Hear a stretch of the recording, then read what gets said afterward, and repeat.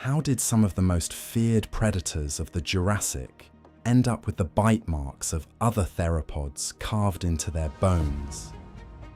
In 2020, a study published in PLOS One examined over 2,000 fossil bones from the Majungasaurus quarry in Colorado. Nearly 1 out of every 3 had been bitten. Most belonged to the usual prey of large carnivores, but around 17% of the marked material came from the predators themselves, animals such as Allosaurus. Something had been feeding on the hunters, but a bite mark alone cannot prove cannibalism. It may record a fight, an attack on living prey, or feeding on a carcass after death. So how can paleontologists prove that a dinosaur truly ate one of its own kind? The answer is carved directly into the bone. When a theropod fed, its serrated teeth could scrape, puncture, or gouge the bone beneath the flesh.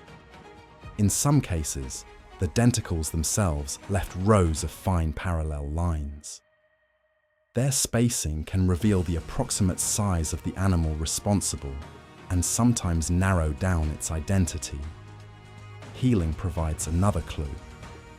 New bone growing around a wound shows that the animal survived long enough for recovery to begin. A clean, unhealed mark means the bite occurred near the moment of death or afterwards, but this alone does not prove feeding. Where the teeth landed can reveal even more. At Majungasaurus, several marks appeared on toe bones, vertebrae, and other parts of the skeleton, normally reached only after the larger muscles and organs had already been removed. Whoever made them was feeding on carcasses that had been heavily stripped. Most of the measurable striations were compatible with Allosaurus or Ceratosaurus, the 2 largest predators known from the quarry. But Allosaurus was far more common, and many of the bitten theropod remains belong to it. The quarry may preserve a stressed ecosystem where carcasses remained exposed for long periods and were consumed more completely than usual. Food scarcity may have contributed, but the fossils cannot tell us that starving Allosaurus had no other choice. What they show is that large theropods fed on other large theropods, and that some were probably consuming their own kind. Cannibalism is not a rare pathology confined to a few unusual animals. It has been documented in more than 1,400 living species, across both vertebrates and invertebrates, and it can appear under very different ecological pressures. Among modern reptiles, estimates suggest that it occurs in roughly 10 to 15% of species. Komodo dragons, for instance, regularly consume juveniles. Among birds, cannibalism is present in less than 5% of species and is limited almost exclusively to chronism, the selective killing and consumption of the weakest chicks. It is therefore plausible that the incidence of cannibalism among non-avian dinosaurs fell somewhere between the percentages observed in modern reptiles and birds. Environmental conditions and resource availability often influence when this behavior appears. During severe food shortages or periods of high population density, conspecifics may become one of the most abundant and nutritious food sources available. Cannibalism can also provide a competitive advantage. Eliminating a rival reduces competition for hunting territories, nesting sites, and scarce water resources. Yet, the path to understanding prehistoric cannibalism has seen several cases of misinterpretations, most notably the famous debunked claim regarding coelophysis. For decades, this agile Triassic predator was the undisputed poster child for dinosaur cannibalism. In 1947, skeletons were found clustered at Ghost Ranch, New Mexico, with tiny reptile bones resting inside their abdominal cavities. However, recent re-examinations proved this long-standing theory wrong. The supposed juvenile coelophysis bones inside the adults actually belonged to early crocodile relatives known as Hesperosuchus, meaning it was just a typical predator-prey relationship rather than actual cannibalism. While coelophysis was cleared of the charge, the evidence against the tyrant kings of the Cretaceous is undeniable.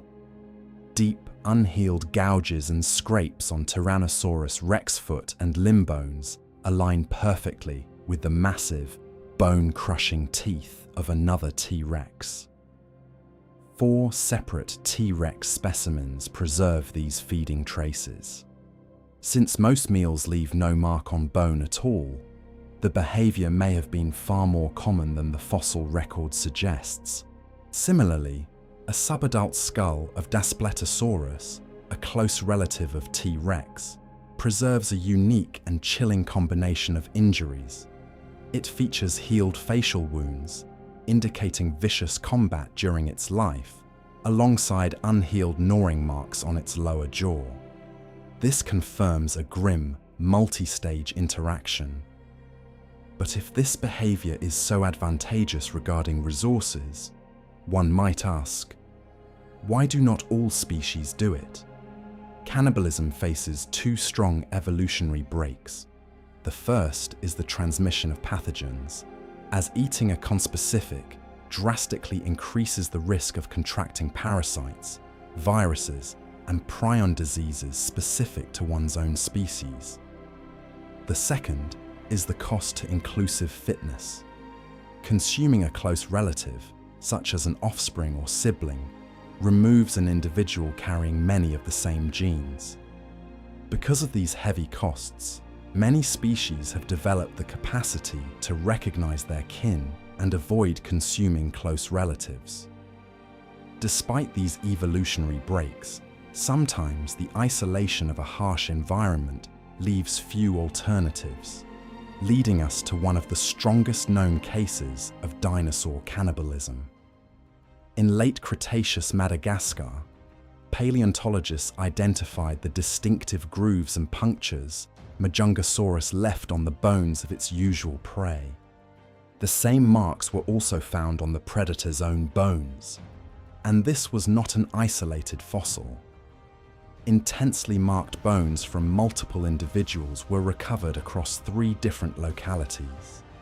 Their size and spacing match the serrated teeth of Majungasaurus, and because no other large theropod is known from that island ecosystem, the most likely culprit was another member of the same species. In conclusion, these ancient bones strip away our modern preconceptions, revealing a world governed by strict ecological realities. Cannibalism among dinosaurs was not a predetermined evolutionary flaw, but a calculated, raw, and sometimes necessary response to a prehistoric environment that constantly tested the absolute limits of survival.